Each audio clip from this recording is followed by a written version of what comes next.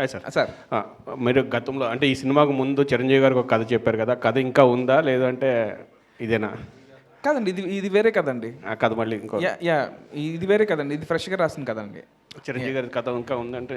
ఉందండి, ఉంది. అంటే నేను ఇంకో 2-3 ఐడియాలు కూడా చేస్తున్నానండి. సో కథ అయితే ఉందండి. యా వెంకీ గారు, ఇక్కడ సార్ మీకు భీష్మకి సపోర్ట్ స్క్రిప్ట్ పరంగా త్రివిక్రమ్ గారు అనే ఒక సపోర్ట్ అనేది ఉంది. బట్ ఈ సినిమా చేయడానికి మీకు 5 years ఒకే సబ్జెక్ట్ మీద మీరు ఇంత టైం తీసుకుని చేయటం, ఇది పెద్ద మీకు హడ్డీలు అనిపించిందా ఇంత టైం స్పేస్ తీసుకురావడం? అట్లా అంటే యాక్చువల్లీ అండి, భీష్మ చెల్లో కానీ భీష్మ అప్పుడు కూడా నేను సార్కి కథ చెప్పలేదండి. సార్ మొత్తం అయిన తర్వాత త్రివిక్రమ్ గారు సినిమా అయిపోయిన తర్వాత చూసారండి ఎడిట్ రూమ్లో. సో అప్పుడు చూసినప్పుడు చాలా మెచ్చుకున్నారు, అంటే చాలా బాగా రాసావు, చాలా బాగా తీసావని. అండ్ ఈ సినిమాకి స్టార్ట్ అయినప్పుడు ఏంటంటే నేను ఇంకొక 2-3 కథలు అనుకోవడం, అవి వర్కౌట్ అవ్వకపోవడం, అండ్ మళ్ళీ దానివల్ల టైం కొంచెం ఎక్కువైందండి. సో మళ్ళీ నేను ఈ రాబిన్ హుడ్ చేద్దామని అనుకున్నప్పుడు ఈ కథ రాయడానికి నెక్స్ట్ తర్వాత సినిమాలో హీరోయిన్ కూడా రిప్లేస్ అయ్యేసరికి ఇలా టైం పట్టిందండి. అంతేగాని ఇది వాంటెడ్గా ఏదో టైం పట్టేసిందని కాదు, అలా వచ్చింది. రవి గారు, 2026 అనేది మైత్రి మూవీస్లో బిగ్గెస్ట్ ఇయర్ అని చెప్తున్నారు. అన్ని భాషల్లోంచి సినిమాలు రాబోతున్నాయి మైత్రి మూవీస్ నుంచి అని. అసలు లైనప్ ఏంటి సార్ మీ మైత్రి నుంచి? 26లో we have a very good big budgeted films అండి. ఒకటి ప్రశాంత్ నీల్ ఎన్టీఆర్ గారిది, రామ్ చరణ్ బుచ్చిబాబు గారిది, ప్రభాస్ గారిది, హను రావుపూడి గారిది, జై హనుమాన్ ఆఫ్టర్ కాంతారా 2 మా రిషబ్ శెట్టి గారు హీరోగా చేసేది, విజయ్ దేవరకొండ గారిది, రాహుల్ సంక్రేతియాన్తో, అలాగే కళ్యాణ్ గారిది ఇయర్ కంప్లీట్ అయితే నెక్స్ట్ ఇయర్ రిలీజ్ చేయాలి. ఈ 60 సినిమాల మీద ఫోకస్ అండి.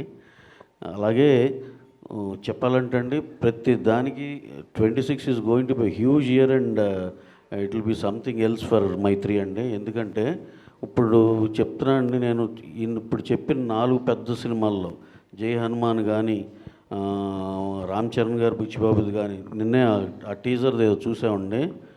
అసలు ఒక షాట్ కోసం ప్రతి ఒక్కడు ఒక 1000 సార్లు మినిమం చూస్తారు. దాంట్లోనూ ఒక చిన్న లెందీ షాట్ కోసం ఎక్స్ట్రాడినరీగా వచ్చింది ఆ సినిమా. కానీ అలాగే హనురావుపూడి మధ్యాహ్నం ఏదో రష్ చూస్తుంటే అసలు వితౌట్ ఏది కొన్ని ఎమోషనల్ సీన్లు అయితే అతను స్క్రీన్ ప్లే కానీ ఇది కానీ ఇట్ ఈస్ సంథింగ్ ఎల్స్.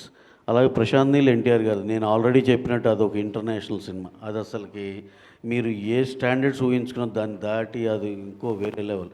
ఈ దాంట్లో అండి జై హనుమాన్ అతను ఇప్పుడు ఆ ఎసెట్ బిల్డింగ్ ఆల్రెడీ మేము బిగిన్ చేస్తున్నాం. ఎందుకంటే మా రిషబ్ శెట్టి గారు జాయిన్ అయ్యేది నవంబర్లో అవుతారు. ఈ లోపల ఆ ఎసెట్ బిల్డింగ్ అంతా చేసేస్తే అప్పుడు మాకు సీజీకి తక్కువ టైం పడుతుందని.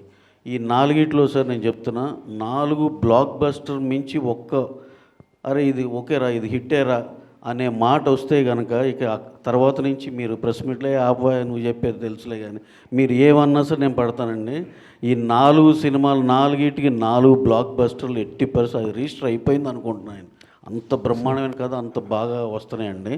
అలాగే విజయ్ దేవరకొండ గారును Rahul Sankrityan, he work almost like 2.5 years on the detailing of the subject అండి. డైరెక్టర్ ఎక్స్ట్రాడినరీగా వచ్చింది అది కూడా.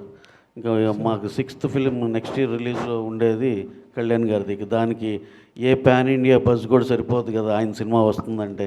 హరీష్ శంకర్ గారు స్క్రిప్ట్ లాక్ చేసి పెట్టాడు, ఎక్స్ట్రాడినరీగా ఉంది. ఎప్పుడు మాకు వెయిటింగ్ అనమాట, కళ్యాణ్ గారు ఎప్పుడు పిలుస్తారనేది. ఎట్టి పరిస్థితుల్లో ఈ ఇయర్తో అయిపోయి నేను నెక్స్ట్ ఇయర్ బ్రహ్మాండంగా రిలీజ్ చేస్తామని. సో 2026 మైత్రికి అదొక చాలా చాలా ప్రెస్టీజియస్ ఇయర్ అండి. దాంతో we think will achieve something else అండి. సార్ రవి గారు, రేపు చరణ్ గారు బర్త్డే కదా, టైటిల్ రివీల్ చేస్తున్నాను రేపు. చేస్తామండి. Thank you. అంటే ఫ్యాన్స్ అంతా కూడా ఎక్కువ సార్ రవి గారు రిలీజ్ డేట్ కూడా ఒక చెప్తారా సార్? టీజర్ కానీ ట్రైలర్ కానీ ఇప్పుడు చెప్పారు కదా, అది ఎక్స్పెక్ట్ చేస్తున్నారు ఫ్యాన్స్ మొత్తం కూడా, రామ్ చరణ్ ఫ్యాన్స్ మరి బర్త్డే సందర్భంగా? అదే సార్, సౌండ్ దగ్గర ఏదో కొంచెం డిలే ఉండొచ్చు. ఏదైనా ఉంటే కనుక కంపల్సరీ ఆయన బర్త్డేకి అయితే పెద్ద ట్రీటే ఉంటుందండి. అది you will be knowing in a short time అండి. సార్ రిలీజ్ డేట్ కూడా అనౌన్స్ చేస్తున్నారా ఆ గ్లిమ్స్లో? అన్నీ ఉంటాయండి దాంట్లో. రవి గారు 2 సినిమాలు మర్చిపోయారు, హిందీ ఒకటిని తమిళ్ ఒకటి ఉంది కదా ఈ సంవత్సరం. అది ఉన్నాయండి. తమిళ్లో ప్రదీప్ రంగనాథన్తో ఈ ఇయరేనండి. అది ఇయరే release. May first good bye Ajith, good bad ugly Jaat year release. నేను he was asking me about 2026 కాబట్టి అండి. ఏప్రిల్ 10న ఇప్పుడు దాకా తమిళ్లో గుడ్ బ్యాడ్ అగ్లీ గురించి హైయెస్ట్ హైప్ వచ్చిన జనాల నుంచి వచ్చిన సినిమా ఏదైనా ఉందంటే గుడ్ బ్యాడ్ అగ్లీ అండి. We're expecting opening day all records దాటిపోద్దని. అక్కడ మేము ఇక్కడి నుంచి కాదు, తమిళనాడులో మా వాళ్ళందరూ డిస్ట్రిబ్యూటర్స్ వీళ్ళందరూ చెప్తున్న మాటలు అయ్యి. అది that is going to become the biggest opener in entire Tamil industry అని చెప్పి అందరు నమ్ముతున్నాం. That will be humongous. And Jaat గురించి చెప్పాలంటే ఇందాక ఆర్మాక్స్ సర్వే ఏదో చూస్తే minimum it is going to open with around 15+ something అంటున్నారు. అంటే ఆ రిలీజ్ టైంకి వచ్చేపాటికి 20-25 కోట్లు ఓపెనింగ్ తీసుకునే ఛాన్స్ కూడా ఉందండి హిందీలో. So it will become another big film అని అందరూ నమ్ముతున్నాం. సో ఇందాక ఆన్సర్ 26కి అండి. ఇప్పుడు మీరు గుర్తు చేసింది ఏప్రిల్ 10th రిలీజ్కి.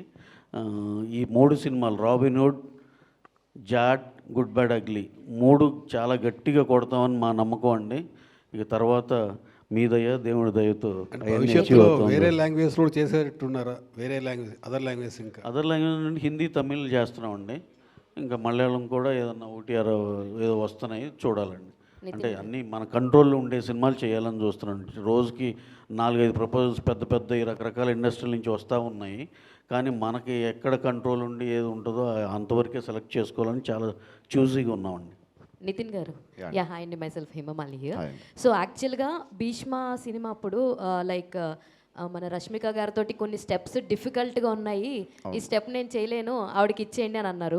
One of the greatest dancer అని చెప్పొచ్చు శ్రీలీల గారు. మరి ఈ సినిమాలో ఆవిడ అంటే డాన్స్ నెంబర్స్ ఎలా ఉన్నాయి, ఇందులో కూడా అలా స్టెప్స్ ఆమె చేత చేయించండి అలాంటి ఏమన్నా సిచ్యువేషన్స్ ఉన్నాయి? యాక్చువల్లీ ఈ మూవీలో డాన్స్ అంత ఉండదండి, ఎందుకంటే హిట్ అంటే ఒట్టి మన సర్ప్రైజ్ సాంగ్లో లాస్ట్లో ఒక ఉంటుంది, స్మాల్ బిట్ ఉంటుంది, 1 minute. ఆ 1 minute ఉంటుంది డాన్స్. సో అంత డిలేస్ మరి dance. So what you will say about your costar Sreeleela గురించి? ఆమెతో ఇది మై సెకండ్ ఫిల్మ్ అండి. So she's very comfortable, very sweet. So shooting అంతా బాగా జరిగింది. So can't wait to work with her again in my next films. All the best అండి. And Venky గారు,